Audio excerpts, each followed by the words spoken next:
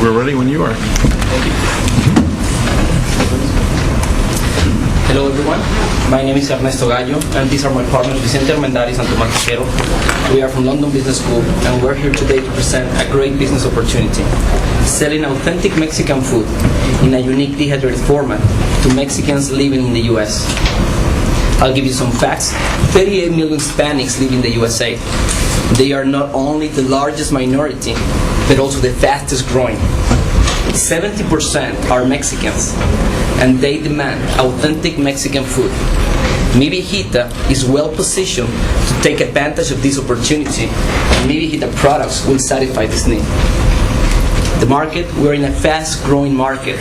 Just in the last decade, Mexican population grew 60% compared to 12% of the American. Mexican spending power soared 160% to 460 billion. And Mexican food market almost doubled in value in less than 5 years. The future looks equally promising. Mexican population in the US will reach 50 million in less than 20 years, and Mexican food market will continue to grow at a CAGR of at least 9% a year. Most important, Mexican food will no longer be ethnic, but mainstream food across the entire United States in 2008, as you can see in the chart behind me. In addition to this, Mexicans are relatively easy to target because they are geographically clustered, they shop in the same stores, they even listen to the same radio stations. If you see the map behind me, you'll see how Mexicans are extremely concentrated in few geographical areas. If we take states, only Texas, California, and Illinois account for more than 70% of our target population. Even more, only 5 counties will give us more than 25% of our target population. 5 counties out of more than 3,000 counties in this country. The products, Mi Viejita is a brand of 7 authentic Mexican products in a dehydrated format that offer the authentic Mexican flavor, quick and easy preparation, natural ingredients, and no preservatives. But where the company is today, we have a fully developed product with packaging and FDA approval. We did market research in Illinois from September to December, and at the same time we went to the Mexican Food Expo in Los Angeles. We got extremely encouraging feedback from customers, distributors, and retailers. It was interesting you went to Illinois and there's not a lot of population. The reason we went to Illinois is because we want to keep like the jewel of the crown is Texas and Illinois, so we wanted to explore, Texas and California. So we wanted to go to Illinois and explore there, to the trial. Illinois is the state with the third state with the highest concentration of Mexicans. Just in Chicago, there's over 2 million Mexicans. Really? So in that test, did you do advertising there or just... We did demonstration in stores. Okay. But the most important of where we are today is that we launched the product in Mexico in 2004 in one Walmart. During the first month, Mi Viejita products won the prize as the best-selling first-time item in the stores. Given these results, Walmart requested product for 20 Walmarts in Mexico City. And 2 months ago, we signed a contract to distribute the products in all Walmarts, in every Walmart in Mexico. That's 137 Walmarts across the country. In the US, we incorporated the company in February this year. And last month, we shipped the first $15,000 worth of product to one distributor in the Midwest. And what is next? We will initially target Mexicans, but this is just the beginning. This is a 1 billion market, and once the Mexicans validate our product, we'll go mainstream. Americans love Mexican food. We will go to big retailers. We'll go to Walmart, we'll go to Kroger's, we'll go to Super Value. Once the brand is well positioned, we then will go to the food service industry. This is a massive market of 19 billion. We can sell to restaurants, schools, hospitals, military. There's a lot of alternatives, and the upside is huge. Are you selling on the dehydration component, or are you selling on taste and quality and? Mostly taste, origin, and quality. But not the fact that it's dehydrated and it has longer shelf life. Well, it's also another element. This is a unique format. There's no competitors doing Mexican food in a dehydrated format. Yeah, that's what I was curious about, because as you point out in your business plan, in Grandma's kitchen, she always has fresh ingredients. Yes. So I was wondering if maybe the concept here is that the dehydration is the component that you're selling to schools and hospitals and We have, we said this to talk about the blind test we did, and it's impressive to see how people cannot distinguish between the fresh food and our products. So actually, I'll let Vicente talk about this and the strategy in the company. Well, what are consumers looking for? And that is the question, right? So consumers are looking first and foremost for taste. Consumers are concerned about, is this going to taste like fresh food? That's the number one priority. And in test trials that we carried out with consumers, the consumer in blind tests, they could not distinguish between our product and a freshly made product. They could not tell the difference. Also, consumers are looking for convenience. More and more we're looking as the gap between the Hispanic population and the average American, the income level, as that gap is narrowing. We see that in homes, available time, disposable time, is not there anymore. And that's why sales for canned and jarred food is growing. People don't have the time to spend 4 hours making salsa, to spend 4 hours making beans from scratch, sometimes even more, and they demand convenience. And we can offer that, we can deliver that. This is, you just have to add water and it's ready to eat, so it's convenient. Now, in terms of what is currently available for the market, in the market, first we have fresh food. Fresh food has the best taste. It's all natural, it's got no preservatives. However, it's inconvenience. As I mentioned before, it takes a long time to make. In addition, for the retailer, it has a short shelf life, and also for the consumer, once they prepare it, they have to consume the product within a few days, otherwise it will spoil. On the other hand, we have canned and jarred food. Canned and jarred food, yes, it's convenient. You open the can, you open the jar, it's ready to eat. Also for the retailer, it's got a long shelf life. However, the problem is that consumers, again, in the test that we carried out, they complain about the product, that it tastes of metal, that the product tastes like, that you can taste that it's got chemicals, that it's got preservatives. They're concerned about their health as well, in terms of, if this has preservatives, if this has chemicals. Now, with Media Hita, we are able to position this product between these two offerings, and we're able to deliver a product that is great tasting, as we mentioned before, that is convenient because it offers easy preparation. You just have to add water and it's ready to eat. It's got a long shelf life and it's preservative and chemical free. In terms of the brand, Media Hita. Media Hita in Spanish literally means grandmother or old lady in a very affectionate way. And just to clarify that. And I mean, what's important here is that in a typical Mexican home, the culinary authority is by tradition the grandmother or the mother. And so we are trying to convey that message with our brand. Our positioning statement is, to U.S. domiciled Mexicans, Media Hita is the brand of authentic Mexican food products that will make you and your family feel closer to home because of its authentic Mexican taste. So that is a selling idea.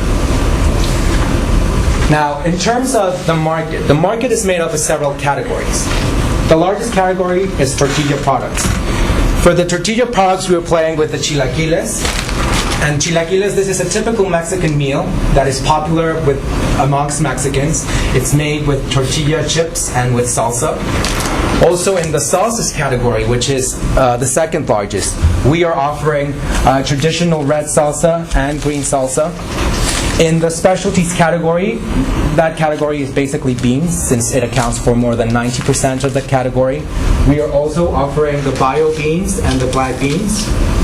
Now you will notice that also there are the categories of frozen and refrigerated foods.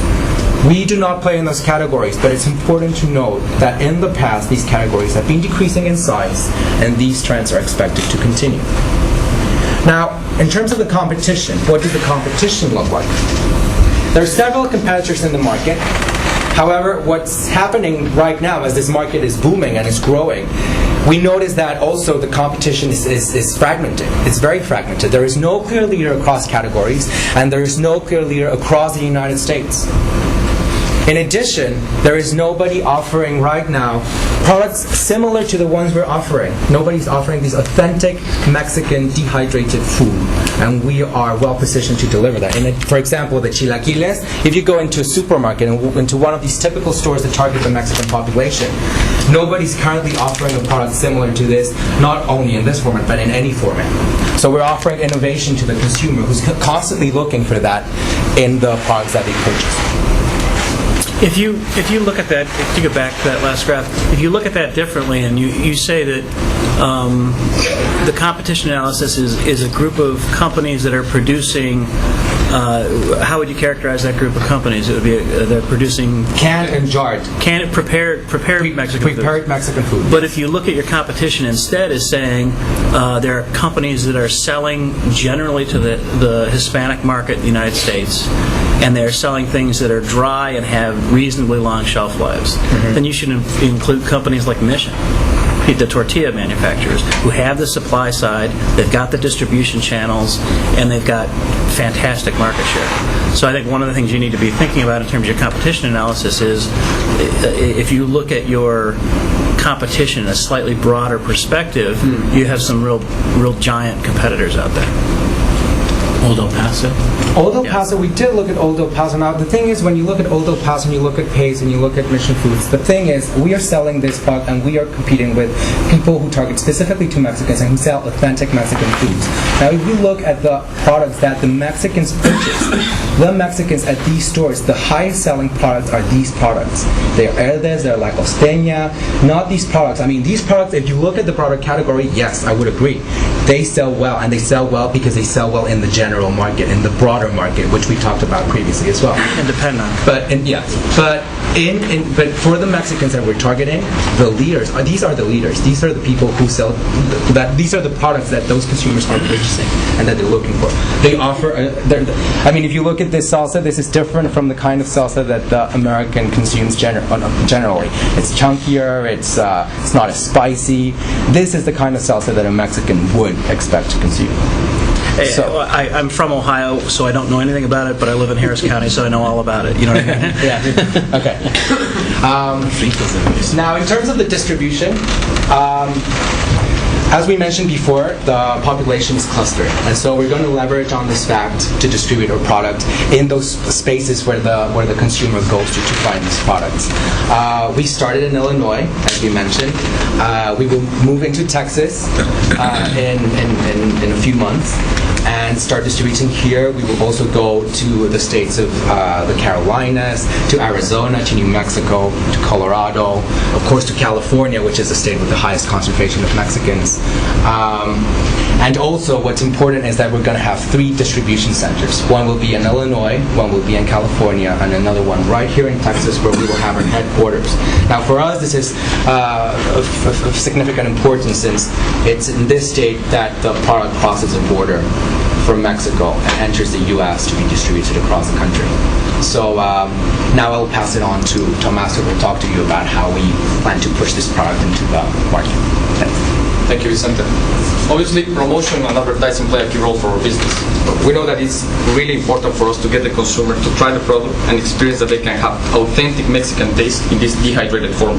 This is why we're planning to have demonstrators installed with key retailers, not only to induce trial, but also to educate the consumer about this dehydrated format and some of its benefits, like the quick and easy preparation. Also, to increase shelf space and brand visibility, we'll have Mi Viejita displays like the one you can see in the picture. In terms of advertisements, once we reach distribution levels of 70%, we will consider advertising in local radio and newspaper. This to increase brand awareness, induce trial, and also to highlight the fact that the products are manufactured in Mexico. We will support these activities with PR events among the Mexican communities. What about paid television advertising on Hispanic channels? Television? Yeah, but that's expensive. It could be expensive, and also, there's something that we can eventually do. The company, as we mentioned, is selling in Mexico. So there are some channels that are Mexican channels that are being watch in broadcast here in the US. So most probably we can do some kind of synergy. It would be cheaper to have like maybe some product placement in one of these cooking programs that is watched in the US. But that's something that we will consider later. First, we know also that Mexicans and Hispanic population listen more radio than the American. So that's why radio is a more effective way of advertising. In terms of pricing, for example, if we look at the beans category, we have players like Goya or Ducal, which are pricing a can in 89 cents. But also we have premium players like La Costeña that is selling a can of beans at $2. If you can see, we're pricing the beans at $1.29. This to put the product more available to the consumer and to their budget. With this pricing strategy, we can offer the retailers and the distributors margins of 30% and 15%, which are the average of the industry. And not only this, given the physical characteristics of our product in terms of size and weight, also both retailers and distributors can experience some cost savings in terms of storage and distribution. And this can eventually increase their profit per square foot. Now, if we look at the value chain, we can see that Media Hita relies on two key suppliers. First, we have the fruit, which is the manufacturer of the product involved, and also we have La Luz, which is the specific supplier for the tortilla chips for the chilaquiles. Both of these suppliers, they send their ingredients to our packaging facilities in Mexico. The product is shipped to our warehouse in the US for later distribution across the channel. But Media Hita is not only a distributor. We're in charge of brand development, the marketing and sales activities across the US, and most important, new product development for future stages of the company. Now I will pass it over to Ernesto, who will give us an overview of the company structure. The team. Could you, before you start, could you go back to the slide? So, what's the possibility for brand extension here? I mean, it looks pretty. Well, I mean, it's sauces and beans. What's the possibility for brand extension? We have two ideas. First of all, we're already developing guacamole, dehydrated guacamole and mole. It's another Mexican dish, and the mole it's in the pipeline, it's in the lab, but it's really good. And not only this, we want to do product extension, like beans with chipotle or things like that. So those are the main ideas. Right now, we're working the guacamole and the mole. And who's doing the research to develop that? The fruit? The manufacturer in Mexico. The manufacturer. Okay. I'll talk a little bit about the team. The team in Media Hita is a combination of management and strategic partners. On the management side, we have a diversity in professional backgrounds from investment banking, management consulting, and brand manager. We are all Mexicans, but we have lived in the US at some point in our careers. Nonetheless, we realized that in order to be successful in this industry, we needed to attract more industry-specific expertise. And this is why we have signed two strategic alliances with the manufacturer and the distributors. The benefits are evident. On the one hand, we benefit from having an extremely low cost from our manufacturer. On the other hand, we benefit from having extensive reach in terms of distribution in the US.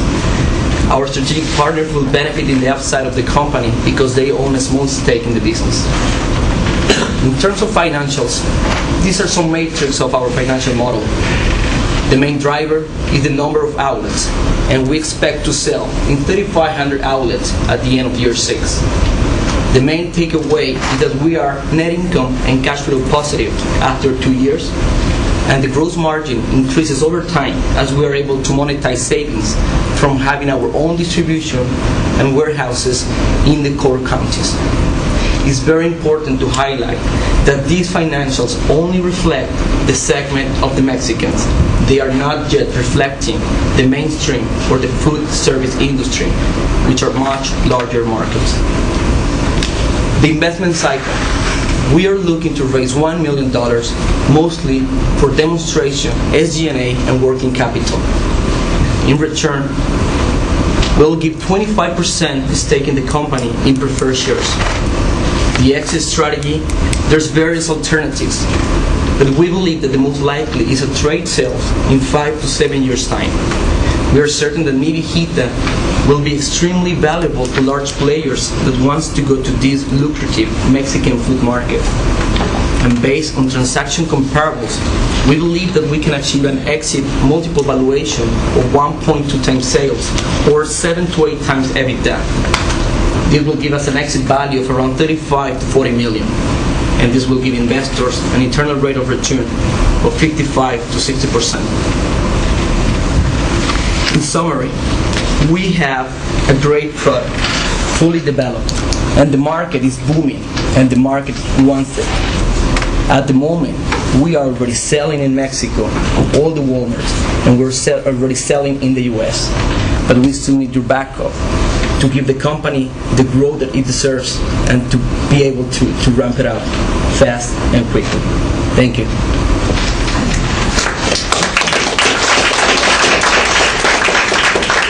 So have you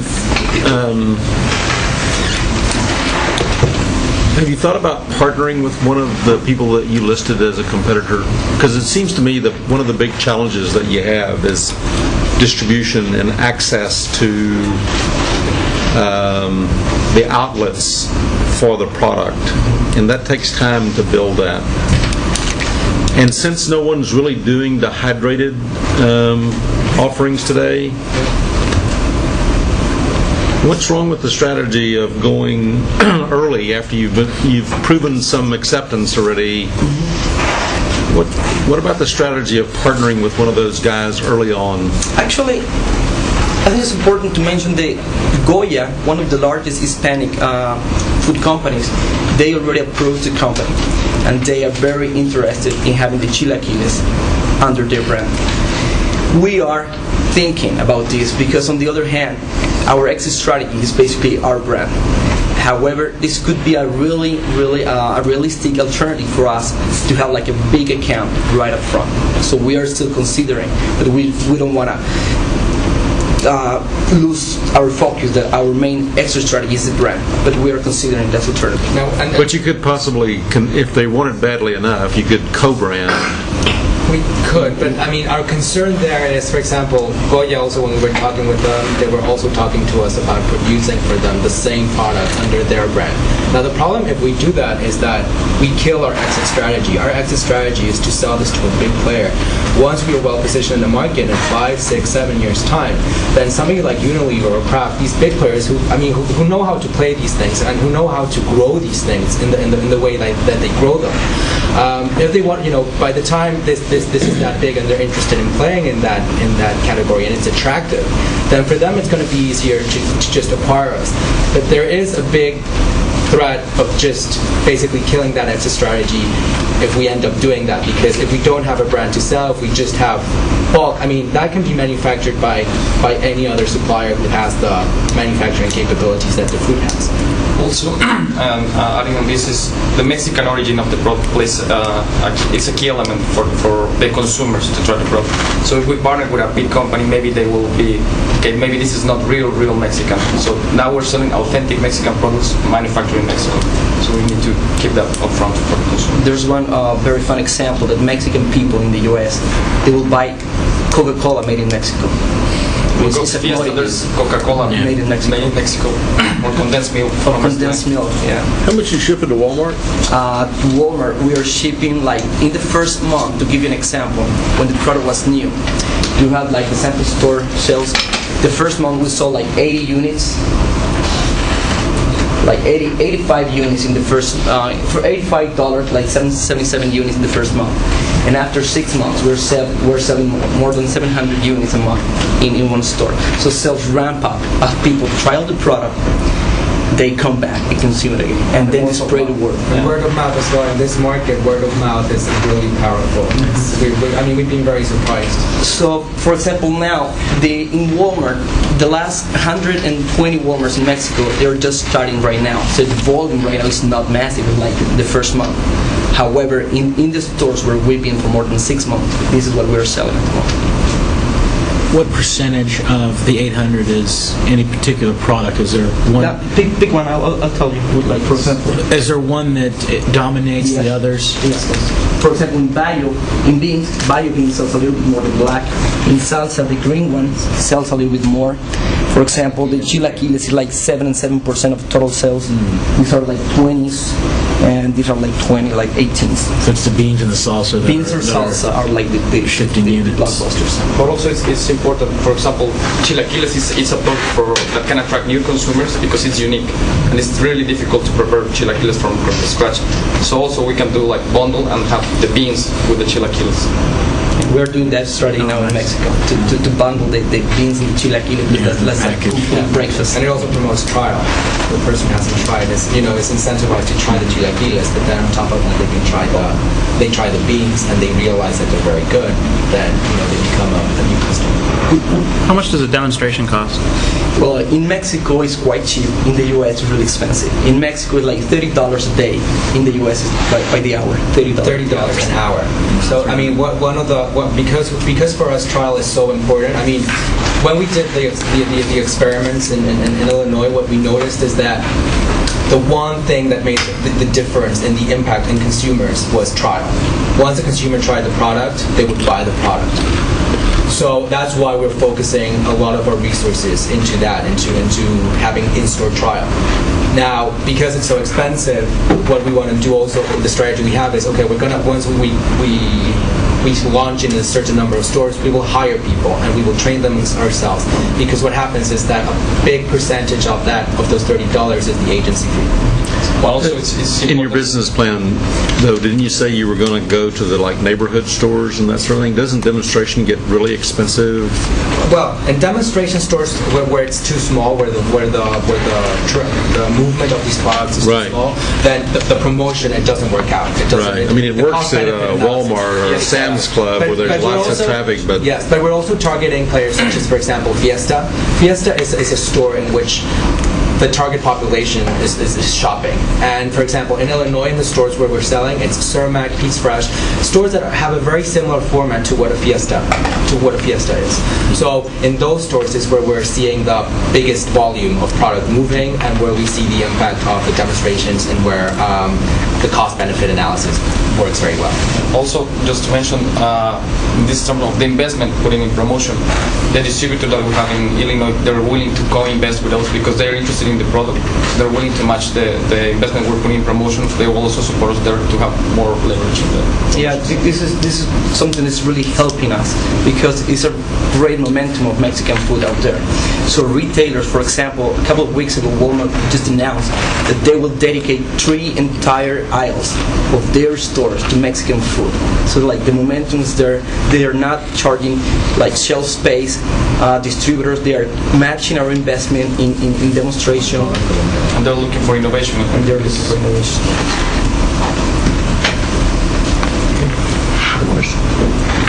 thank you. Thank you. Thank you.